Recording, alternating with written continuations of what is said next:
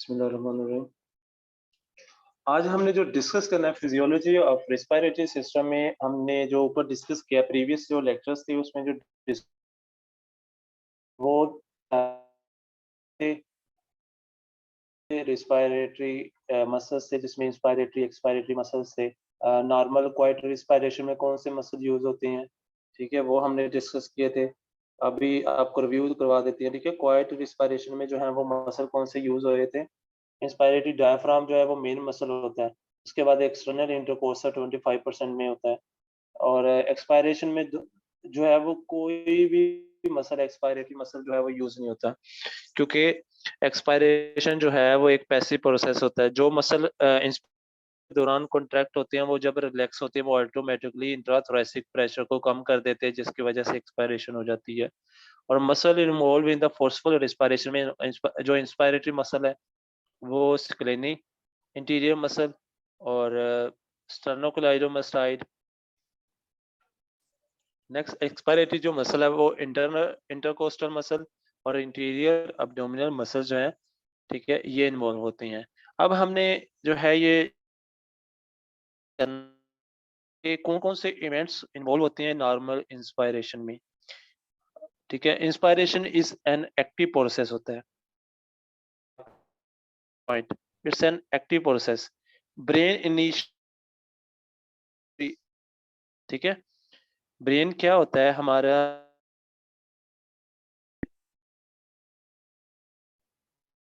ये for example हमारा brain same है, ये है सेम, ठीक है। तो यहाँ पे क्या होता है, मेड्यूला, ये है का हमारा ब्रेन मेड्यूला, ठीक है, सेंटर होता है।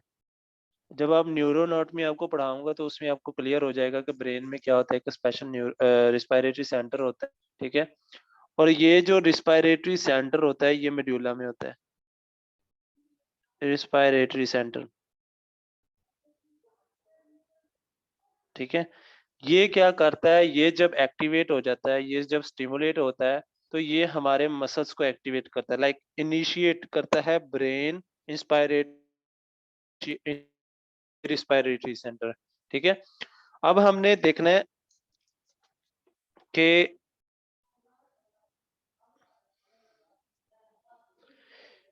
नर्व, ये जो जब हमारा ब्रेन इनिशिएट कर देता है, nerve carries the inspiratory command to the inspiratory muscles, कि यहाँ से जो कमांड आती है मसल्स की तरफ, ठीक है, मसल्स हमारे एक्टिवेट हो जाते हैं।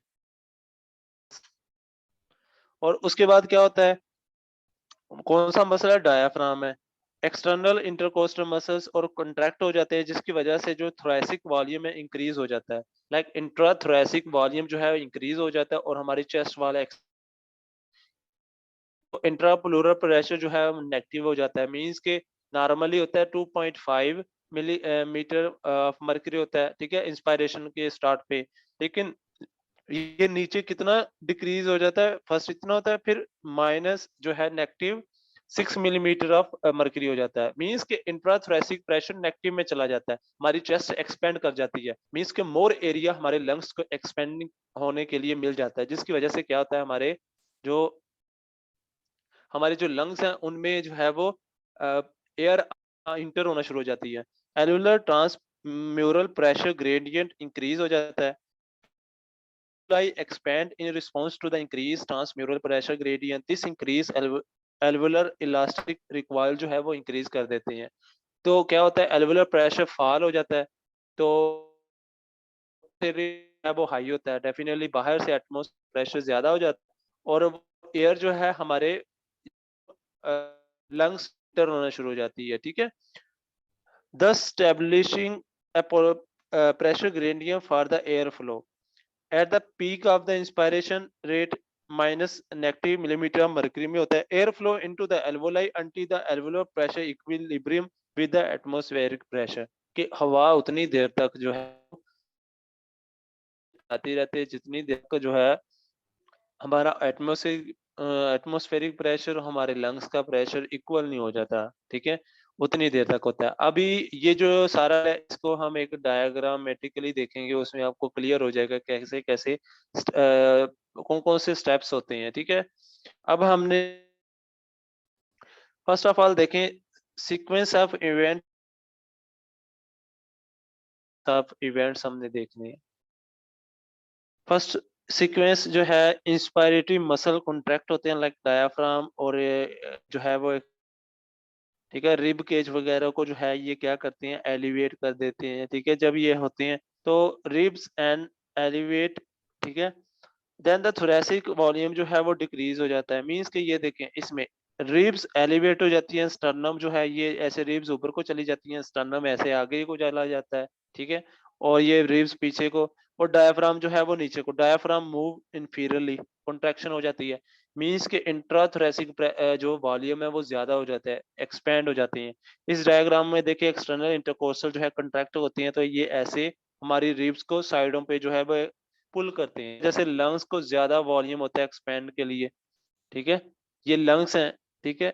लंग्स जो है ज्यादा एक्सपेंड हो जाती हैं, उनको ज्यादा वॉल्यूम मिलता है,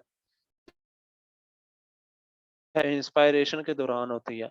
अब थोरेसिक वॉल्यूम हो गया, लंग्स आर स्ट्रेच्ड, इंट्रा है वो इंक्रीज हो जाता है। देन इंट्रा डेफिनेटली जब लंग्स जो है एक्सपैंड हो जाएंगे तो लंग्स के अंदर जो प्रेशर है वो कम हो जाएगा, ठीक है। मींस के बाहर से हवा जो है वो उसके अंदर आना इंटर हो जाएगी। Here the lungs down its pressure gradient until the intrapulmonary pressure equal to zero or equal to atmospheric pressure। ये बताया उसने कि कितनी देर तक वो हवा जो है वो इंटर होती है, जितनी का जो है वो हमारा उतनी देर तक इंटर होती है जितनी देर तक हमारा एटमॉस्फेरिक प्रेशर और हमारा जो है वो एल्वुलर प्रेशर जो है वो एक नहीं होते, ठीक है। तो ये जो है इसमें डिफरेंस है। अब हमने जो डिस्कस करना है नेक्स्ट देखें कि इवेंट, ये हमने इंस्पायरेटरी जो प्रोसेस था, जो भी स्टेप्स थे वो डिस्कस किए। अब हमने डिस्कस करना है events involve in a normal expiration. हमेशा याद रखना है आपने, ये एक पैसिव प्रोसेस होता है। एक्टिव पैसिव प्रोसेस में एनर्जी इतनी यूज नहीं होती, लेकिन एक्टिव प्रोसेस में जो है वो एनर्जी यूज होती है डेफिनेटली। अब ब्रेन क्या करता है हमारा, ब्रेन सीज कर देता है तो इंस्पायरेटरी मसल जो है वो रिलैक्स हो जाएंगी। जो इंस्पायरेटरी मसल्स ने हमारा इंट्राथोरेसिक वॉल्यूम ज्यादा किया, अब वो जब रिलैक्स होंगे तो सारे रिब्स भी नीचे को आएंगी, स्टर्नम भी नीचे को आएगा, ठीक है। अभी आप बैठे हैं, अभी आप सांस लेके देखें, जब सांस लेते हैं आपका स्टर्नम जो है ऊपर जो है एक्सपेंड करता है। जब आप सांस जो है वो एक्सपायर करते हैं तो वो स्टर्नम सब कुछ डायाफ्राम ऊपर को आ जाता है, ठीक है। तो वॉल्यूम जो थोरेसिक वॉल्यूम है इसमें डिक्रीज हो जाता है, causing the intrapleural pressure to become less negative।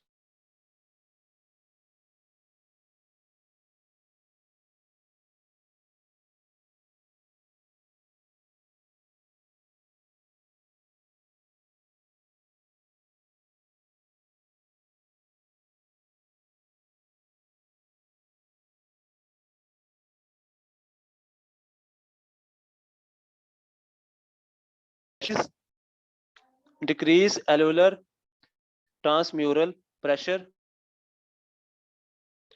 gradient allow the increased alveolar elastic required to return to the alveoli to their pre-inspiratory volume।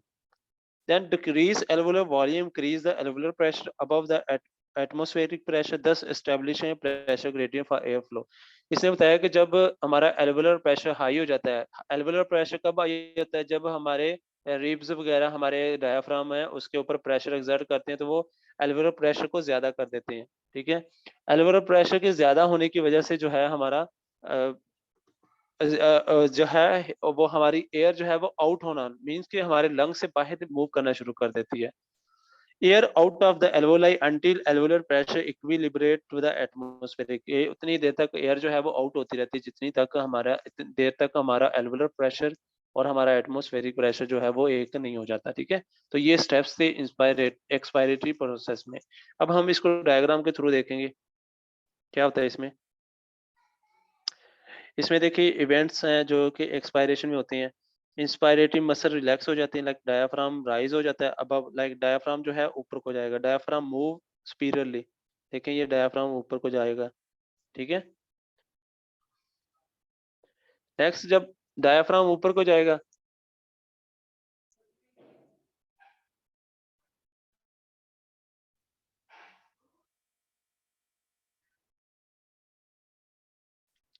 ठीक है, और नेक्स्ट जो है वो थोरेसिक कैविटी जो है वॉल्यूम डिक्रीज हो जाएगा।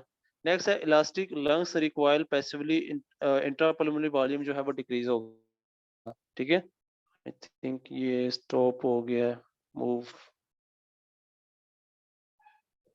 It's a pulmonary ventilation.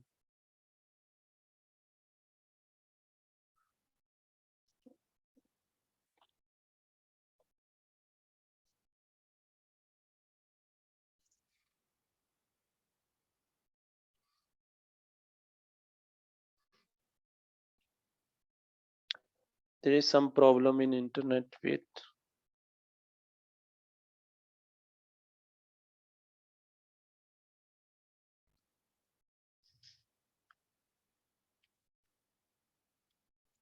आप सबको जो है वो पीपीटी शो हो रही है? काइंडली मुझे इन्फॉर्म कर दें, पीपीटी शो हो रही है सबको? ओके। तो हम पढ़े थे एक्सपायरेटरी प्रोसेस में जो है, फर्स्ट ऑफ ऑल जब हमारे इंस्पायरेटरी मसल जो है वो रिलैक्स होती हैं, ये पल्मोनरी वेंटिलेशन जो है वो पार्ट 1 है, उसका पीपीटी मैंने ऑलरेडी शेयर की हुई है व्हाट्सएप ग्रुप में। तो थोरेसिक वॉल्यूम जो है जब इंस्पायरेटरी मसल रिलैक्स होते हैं, थोरेसिक यहाँ से ऐसे जो है वो डिक्रीज होता है, तो इंट्रापल्मोनरी प्रेशर जो है वो राइज हो जाता है, पोस्ट प्लस जो है 1 मिलीमीटर ऑफ मर्करी हो जाता है, और एयर जो है वो flow out of the lungs, ठीक है, डाउन इस pressure gradient until the intrapulmonary pressure 0 हो जाता है, ठीक है। तो इस ये मैकेनिज्म होता है एक्सपायरेशन में। इसमें देखिए एक्सटर्नल इंटरकोर्सल जो रिलैक्स होती हैं, तो ये ऐसे रिब के जो है वो नीचे को मूव करना शुरू हो जाती है, ठीक है। तो ये प्रोसेस होता है हमारा एक्सपायरेशन के दौरान। नेक्स्ट हमने जो डिस्कस करना है plural pressure and it's changes during the respiration, कि प्लूरल प्रेशर क्या होता है, ठीक है। और उसके बाद हमने डिस्कस करना है एल्वुलर प्रेशर, ठीक है। और प्लूरल प्रेशर हमने डिस्कस करना है क्या होता है। फर्स्ट ऑफ ऑल देखिए प्लूरल प्रेशर क्या होता है, व्हाट इज प्लूरा, ठीक है, कि ये हमारा है lungs,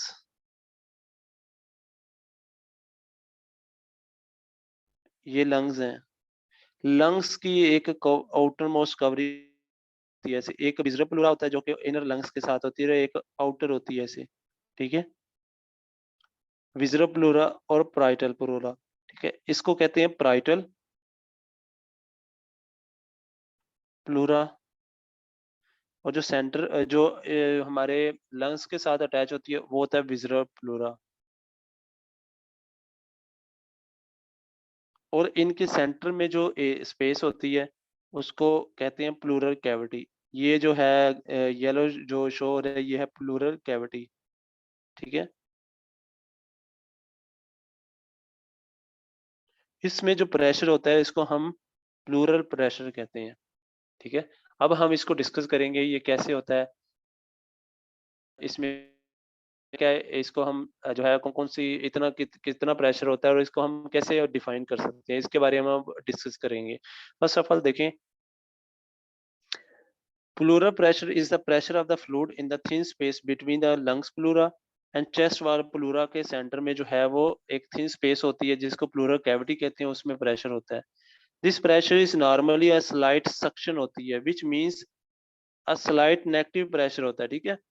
the normal plural pressure at the beginning of inspiration जो होता है वो कितना होता है, -5 सेंटीमीटर ऑफ वाटर होता है, which is amount of suction required the hold the lung to their resting level. Means कि ये सक्शन होता है, मीन्स कि क्या करते हैं, ये प्रेशर इसमें होता है, ये ऐसे लंग्स को ऊपर को एलिवेट करती हैं, लाइक ऊपर को एलिवेट करते हैं, सक्शन करती हैं, ठीक है।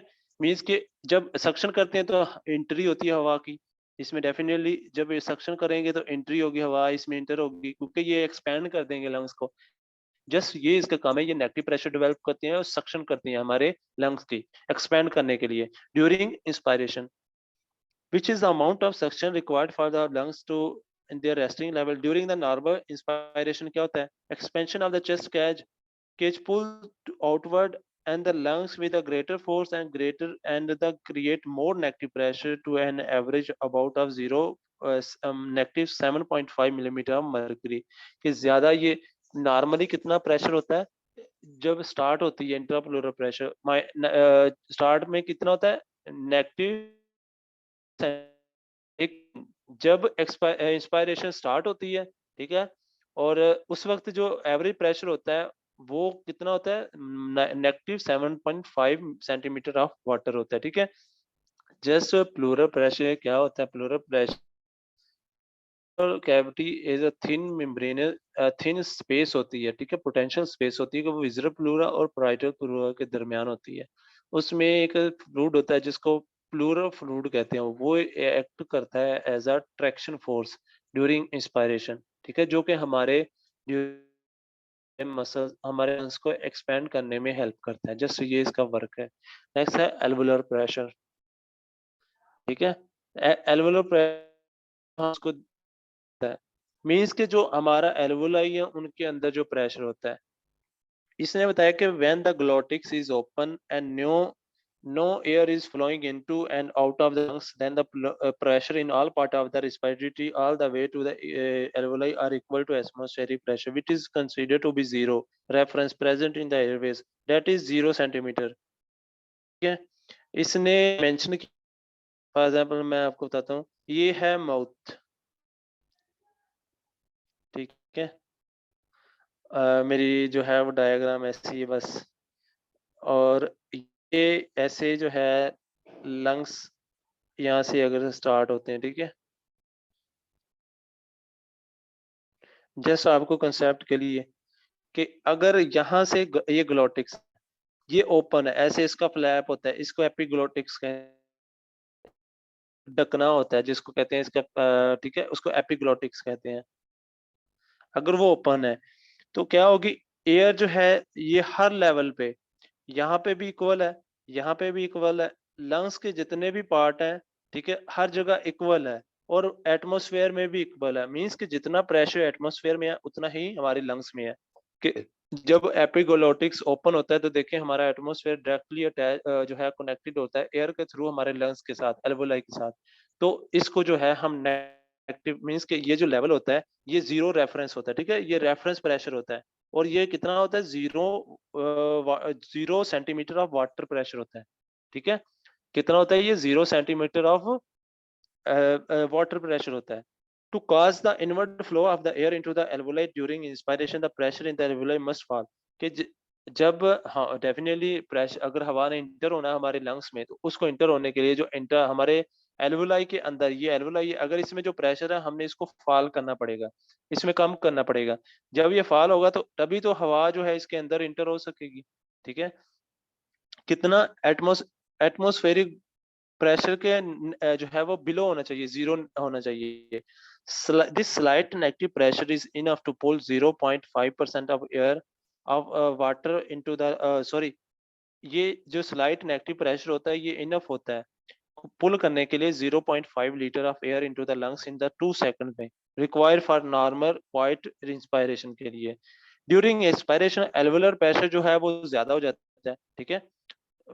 जो इंस्पायरेशन जो है उसमें तो नेगेटिव हो गया, 0 चला गया, लेकिन जब एक्सपायरेशन जब बाहर निकालनी है हमने, उस वक़्त जो है ये पॉजिटिव 1 सेंटीमीटर ऑफ वाटर में चला जाता है, ठीक है? इतना प्रेशर ज़्यादा पॉजिटिव में हो जाता है, मीन्स ज़्यादा प्रेशर हो जाता है, जो कि डेफिनिटली ये इसमें ऐसे प्रेशर ज़्यादा होगा, लाइक ये एल्वुलाई है, तो ये ऐसे कॉन्ट्रैक्ट होगा, इसमें प्रेशर ज़्यादा होगा तो एयर के जो है वो ऐसे बाहर मूव करना शुरू कर देगी, which forces the 0.5 liter of inspired air out of the lungs during the 2 to 3 second. Definitely जब ये प्रेशर ज़्यादा होगा होगी, इस पे प्रेशर एक्सर्ट होगा तो एयर जो है जितनी भी है 0.5 लीटर जो आती है उसको एक्सपेल बाहर कर देता है, ठीक है? ये एक्सपायरेशन के दौरान जो है चेंजेस होते हैं एल्वुलर प्रेशर में, ठीक है?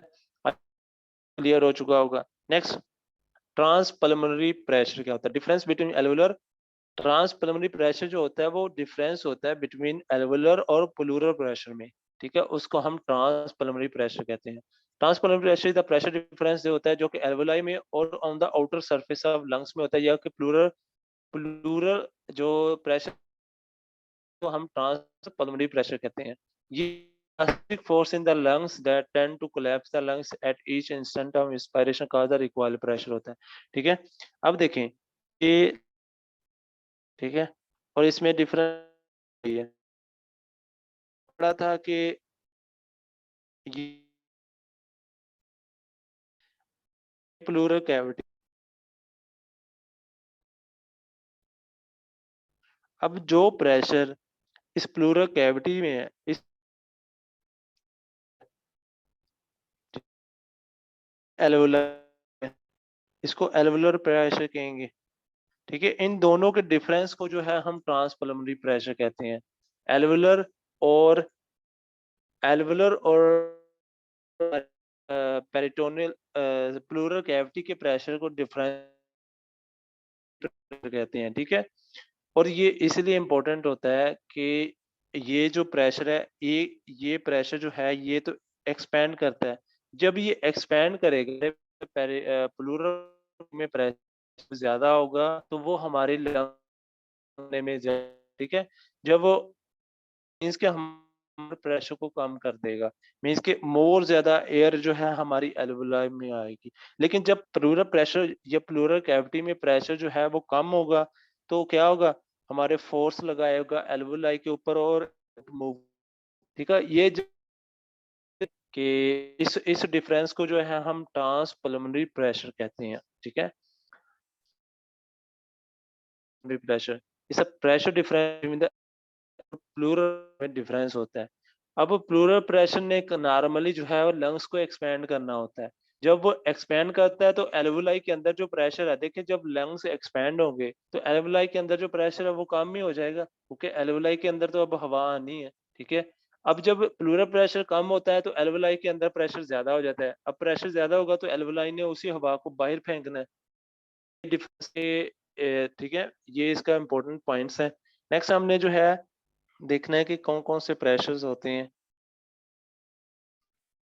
बेसिक और लंग्स फ्रॉम, ठीक है, और इंट्रा प्लूरल जो प्रेशर होता है 75 मिलीमीटर मर्करी या 0 मिलीमीटर ऑफ मर्करी होता है intra pleural pressure. Then in intra pulmonary pressure और इंट्रा प्लूरल प्रेशर होता है 750 या -44 जो है वो मिलीमीटर ऑफ मर्करी होता है। उसके बाद ट्रांसपल्मोनरी प्रेशर, ट्रांसपल्मोनरी प्रेशर जो देखें ये ट्रांसपल्मोनरी प्रेशर कौन से प्रेशर डिफरेंस है, ये प्लूरल कैविटी में और ये एल्वोलाई है। इन दोनों में डिफरेंस को इसने मेंशन किया है। तो ये नॉर्मली जो होता है 4 मिलीमीटर मर्करी होता है। ठीक है, क्योंकि हमें पता है कि ये प्लूरा प्लूरा ब्राइटर प्लूरा और इनके सेंटर में जो होती है प्लूरल कैविटी होती है। ठीक है, जो कि जिसमें प्लूरल फ्लूइड होता है और normally as a traction force करता है जो कि हमारे लंग्स को एक्सपेंड करने में हेल्प करता है। डायग्राम में देखें, इसने बताया कि प्रेशर सेंटीमीटर और वॉल्यूम चेंज है। ठीक है, ड्यूरिंग इंस्पायरेशन क्या होता है, ड्यूरिंग इंस्पायरेशन हमें पता है कि हमारे फर्स्ट ऑफ ऑल जो है ड्यूरिंग इंस्पायरेशन हमारे लंग्स में जो है वॉल्यूम कम होगा। डेफिनेटली लंग्स में वॉल्यूम कम होगा तो फिर ही जो है हवा हमारे इंटर होगी। देखें इसमें रेड लाइन, इस मीन्स के इंस्पायरेशन में यहाँ पे वॉल्यूम कम है।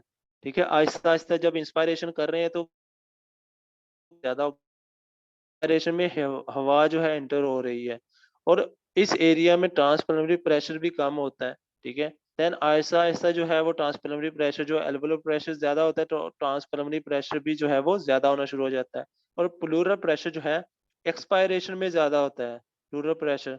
ठीक है, मींस के उसने जो है ज्यादा होगा, ट्रैक्शन फोर्स लगाएगा और हमारे एयर जो है वो आउट कर देगा, मूव कर देगा। ठीक है, जस्ट ये जो है वो जो ऑलरेडी हम ऊपर डिस्कस कर चुके हैं उसको जस्ट उसने डायग्रामेटिकली जो है वो एक्सप्लेन किया हुआ है। ठीक है, ये गाइटन में जो है वो पिक्चर दी गई थी इसकी। अब next important points, elastic recoil and compliance क्या होता है। Elastic recoil of the stretched or inflamed lung to return to its resting volume. Just elastic elastic require, इसको आप वो बच्चे होते हैं ना, बच्चों के वो जो क्या कहते हैं, कुर्ता वगैरह में हम इलास्टिक डालते हैं, ठीक है? तो क्या होती है, जब हम उसको स्ट्रेच करते हैं, जितनी मर्ज़ी कोई भी उसको अगर हम स्ट्रेच करें, अगर हम उसको छोड़ते हैं तो वो अपनी ओरिजिनल पोज़ीशन में आ जाती है। ओरिजिनल वॉल्यूम में जो उसका शेप होती है उसमें आ जाती है। जब हम वो उसको स्ट्रेच करते हैं वो लंबी हो जाती है, ठीक है? लेकिन जब हम उसको छोड़ते हैं तो वो अपनी, इसको कहते हैं इलास्टिक रिकॉइल। हमारे लंग्स में भी ये ही एक जो है वो अ एबिलिटी होती है, क्योंकि लंग्स में जब हवा एंटर होती है, हमारे लंग्स क्या होते हैं, एक्सपैंड करते हैं। जब हम हवा को बाहर निकालते हैं ड्यूरिंग एक्सपायरेशन, हमारे लंग्स क्या हैं, नॉर्मल कंडीशन में आ जाते हैं, ठीक है? तो जब नॉर्मल कंडीशन में आ जाएँगे, इस उस वक़्त जो वॉल्यूम होगा हमारे लंग्स में, उसको रेस्टिंग वॉल्यूम कहेंगे, ठीक है? उसको क्या कहेंगे, रेस्टिंग वॉल्यूम कहेंगे। Elastic recoil of the lungs is direct lung stiffness के साथ रिलेट करती है। The stiffer the lungs, the greater the elastic recoil, but definitely अगर लंग्स स्टिफर है, मीन्स के लंग्स जो है वो स्टिफनेस है उसमें। अगर स्टिफनेस है तो वो एक्सपैंड होगा, लेकिन वो बहुत स्पीड के साथ जो है वो वापस रिकॉइल करेगा। इसीलिए उसकी इलास्टिसिटी जो है वो ज़्यादा हो जाएगी, ठीक है? मीन्स के कोई पकड़ ली, अगर आपने कोई भी लंबी सी जो है वो रबड़ का पीस, उसकी इलास्टिसिटी बहुत ज़्यादा, आप उसको फोर्सफुली एक्सपैंड स्ट्रेच तो करोगे, लेकिन जब छोड़ो बैक अपनी स्पीड के साथ आएगा, ठीक है? इस वजह से स्टिफनेस, क्योंकि वो स्टिफर है, ठीक है? तो नेक्स्ट इसमें देखें, the lungs the elastic recoil of the lungs and elastic recoil of the chest are at equilibrium, ठीक है? The कौन सा point recoil in opposite direction is presented by the FRC. FRC जो होता है वो ठीक है? एफआरसी को हम जो है लंग हम लंग्स कंप्लाइंस क्या होता है, बारे में होगा कि लंग्स कंप्लाइंस क्या होता है, ठीक है? लंग्स मीन्स के आपके एक्सपेंडिंग, जो आपके एक्सपैंड होने की जो कैपेसिटी है उसको लंग्स जो है वो कंप्लायंस कहते हैं, ठीक है? एक्सपैंड जो होते हैं, इसके बारे में नेक्स्ट हम डिस्कस करेंगे, कौन सी जो है वो काजेज़ होती हैं, लाइक कौन सी करती हैं, कौन सी नहीं करती, ठीक है? उसके बारे में अभी हम नेक्स्ट डिस्कस। अभी आप जस्ट रिकॉइल देखिए क्या होती है रिकॉइल, मीन्स के उसको अपनी ओरिजिनल पोज़ीशन, इसको फंक्शनल रेसिड्यूल कैपेसिटी, ठीक है? ये क्या होता है, रेस्टिंग पोजीशन पे हमारे लंग्स होता है, उस वक़्त जो एयर का वॉल्यूम होता है उसको हम एफआरसी कहते हैं। Because the lungs and the chest walls are requiring equally but in opposite direction, at the FRC often referred as the resting volume of the lungs, ठीक है? इसको रेस्टिंग वॉल्यूम या फंक्शनल रेसिड्यूल कैपेसिटी, अभी ये discuss, जितनी भी capacity होती है लंग्स के वॉल्यूम और कैपेसिटीज़ होती हैं, ये सारी हम डिस्कस करेंगे। नेक्स्ट देखें, any change in the elastic property of either the lungs or the chest wall has significant effect on the, definitely अगर lungs या हमारे जो chest wall है, अगर उसमें कोई भी इफेक्ट आ गया इस इलास्टिक रिक्वायर में, तो क्या होगा, अ, होगा वो प्रॉपर एक्सपैंड नहीं कर सकेंगे, है अपने ओरिजिनल पोजीशन में नहीं आ सकेंगे, ठीक है? तो उसमें डिफरेंट हमारे सांस लेने में प्रॉब्लम्स होंगी। फॉर एग्जाम्पल अगर रिकॉइल ऑफ द लंग्स है इंक्रीज हो जाए, इलास्टिक रिकॉइल जो है इंक्रीज हो जाती है, मींस लोअर कंप्लायंस हो जाती है, मींस कि उसकी एक्सपेंड करने की, जो एक्सपेंड होने की जो फोर्स है वो कम हो जाएगी, एक्सपेंड, ठीक है? वो कम हो जाएगी, क्योंकि इलास्टिक रिकॉइल ज्यादा हो जाएगी, वो थोड़ा सा स्ट्रेच होगा और फिर अपनी जो है उसी पोजीशन में आ जाएगा, लेकिन कंप्लायंस नहीं होगी। कंप्लायंस जो होता है नॉर्मल होता है, ये सो इसके लिए एक न्यू इक्विलिब्रियम एस्टैब्लिश, ठीक है, बिटवीन द लंग्स और चेस्ट वॉल के दरमियान, जिसकी वजह से जो है डिक्रीज फंक्शनल जो है वो कम हो जाएगी। मींस के अगर देखें, फंक्शनल रेजिड्यूल कैपेसिटी क्या होती है कि मींस के जो आपके एयर इंटर हो रही है आपके लंग्स में, वो फंक्शनल है, वो कैपेसिटी जितनी इंटर की है लंग एयर की, ठीक है, वो फंक्शनल होनी चाहिए। लेकिन जब इलास्टिक रिक्वायर्ड इंक्रीज हो जाएगी, मीन्स लंग्स हमारे लेस एक्सपेंड करेंगे, तो इसमें एयर क्या आएगी, कम आएगी। जब एयर कम आएगी, इसका मीन्स कि हमारी जो सांस लेने के लिए जो एयर हमने यूज करनी है, फंक्शनल जो एयर है वो भी कम होगी, ठीक है, क्योंकि कंप्लाइंस कम है। तो ये बहुत सारी जो है वो प्रॉब्लम डिस्कस काज करेगा, जिससे हम प्रॉपर सांस नहीं ले सकते, ठीक है। कन्वर्सली इंक्रीज, अगर चेस्ट वॉल जो है उसकी इंक्रीज हो जाए, FCR is higher than normal, definitely वो हायर देन नॉर्मल होगी, क्योंकि हमारा जो चेस्ट है उसने लंग्स को एक्सपेंड करके रखना है दो ज्यादा देर के लिए। लेकिन अगर हमारे लंग्स की इलास्टिक रिक्वायर कम हो जाए तो एफआरसी डिक्रीज हो जाएगा। लेकिन हमारे अगर चेस्ट की ज्यादा हो जाए तो डेफिनेटली हमारे चेस्ट जो है वो लंग्स डायरेक्टली अटैच होते हैं चेस्ट वाल के साथ, तो वो क्या करेंगे, हमारे एफआरसी को, फंक्शनल रेजिड्यूल कैपेसिटी या रेस्टिंग जो वॉल्यूम होता है उसको भी इंक्रीज कर देती है। Elastic recoil of the chest wall at low lung volume is a major determinant of the residual volume in young people. आर जो होता है वो रेजिड्यूल वॉल्यूम होता है, ठीक है। ठीक है, ये इसका मैकेनिज्म है, रिक्वायर क्या होती है। ये अगर आपको क्लियर नहीं हुआ, आप काइंडली बता दें, मैं आपको समझा देता हूँ क्या होता है। अगर आपको क्लियर नहीं होगा इलास्टिक रिक्वायर और उसके बाद जो है इसका इफेक्ट क्या होता है, ठीक है। नेक्स्ट हम डिस्कस करेंगे कि कंप्लाइंस, कंप्लाइंस क्या होता है, हम वो डिस्कस करेंगे। Compliance the unit change in the pressure, ठीक है। इट मेजर द डिस्टेंसिबिलिटी और the stretchability of the lungs. Compliance क्या है, डिस्टेंसिबिलिटी और स्ट्रेचेबिलिटी ऑफ द लंग्स उसको मेजर करता है, ठीक है। मीन्स कि हमारा हार्ट, हमारे लंग्स कितने जो है वो एक्सपेंड है और कितने डिस्टेंस हुए हैं और कितने स्ट्रेचेबिलिटी है, उसको कंप्लाइंस कहते हैं, ठीक है। और उसके बाद इसको हम कंप्लाइंस को कैसे मेजर करते हैं, लंग्स वॉल्यूम और डिवाइडेड बाय एल्वुलर प्रेशर और इंट्रा प्लूरल प्रेशर जो है उससे हम डिवाइड करते हैं। Lungs volume, trans pleural pressure जो है वी ओवर पी, ठीक है। टाइप्स ऑफ कंप्लाइंस होती हैं, मेजरमेंट जो डिफरेंट इसकी टाइप्स होती हैं वो कौन कौन सी होती हैं। अब कंप्लाइंस क्या होता है, फॉर एग्जाम्पल ये लंग्स है हमारे, ये लंग्स है, इसके एक्सपैंड होने की जो कैपेसिटी है, ऐसे एक्सपैंड होने की, ठीक है, इसको जो है हम कंप्लाइंस कहते हैं, ठीक है। लेकिन इलास्टिक रिक्वायर तो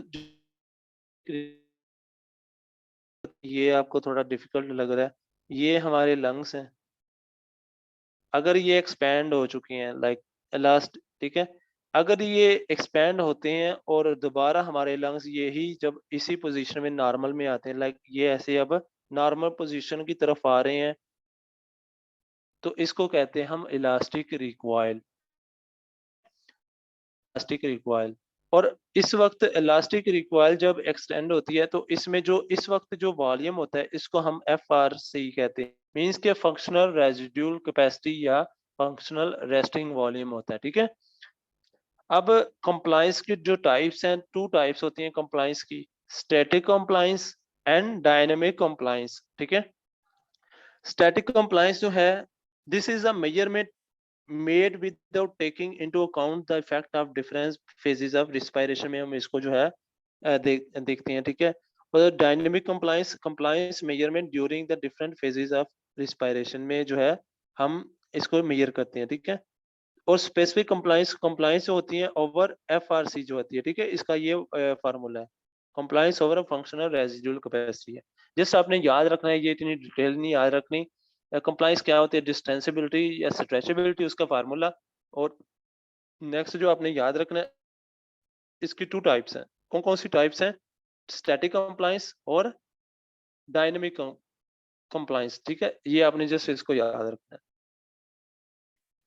अब देखें इसमें ट्रांसपल्मोनरी प्रेशर और में ये डिफरेंट कंप्लायंस है। स्टैटिक कंप्लायंस एक डिजीज होती है जिसमें हमारे ये फॉर एग्जांपल ये नॉर्मल लंग्स है, ऐसे एल्वुलाई है, ठीक है, एल्वुलाई होते हैं ऐसे, तो ऐसे एल्वुलाई हैं, लेकिन इसमें जो एल्वुलाई हैं वो एक ही इकट्ठे हो जाते हैं, लाइक एक्सपैंड कर जाते हैं, लाइक ऐसे एल्वुलाई होते हैं, जाते हैं। मीन इसकी डिस्टेंसिबिलिटी ज़्यादा है। लाइक हमारे जो लंग्स है, हमारे जो एल्वेलाई हैं, उनकी डिस्टेंसिबिलिटी जो है वो ज़्यादा हो गई है।